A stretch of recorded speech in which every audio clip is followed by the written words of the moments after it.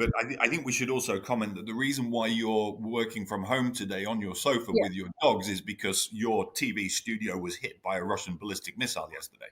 Yes, actually, it was, I guess living in Ukraine, it's just sort of another day in Kyiv, unfortunately. From a psychological standpoint, it drives me crazy how little this surprises me, right? It's sort of, we received a message last morning being like, hey, all of the operations are put on hold because, we don't know what the state of the affairs is at the office, right? And I was just like, oh, yeah, seems reasonable.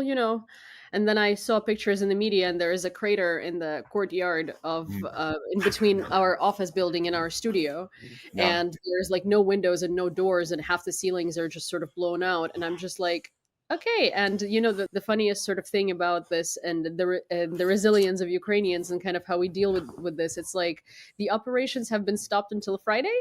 As in like until next week, and next week we're gonna figure out how to come back to the office. And I'm like, oh, okay, so in 4 days we're gonna clean up the ballistic missile consequences. Okay, I mean, it sounds about Ukrainian.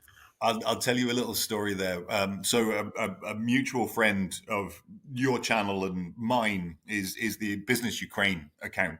And he tweeted a photograph of a beauty salon here in Kiev that had got struck by a missile I think it was about 9 months ago.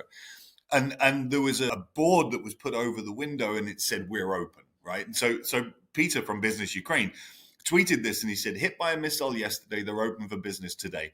And then he came back and he corrected himself. The owner of the beauty salon had got in touch and said, "That photo is from today, but actually we were open yesterday. We were hit by a missile yesterday and we opened yesterday."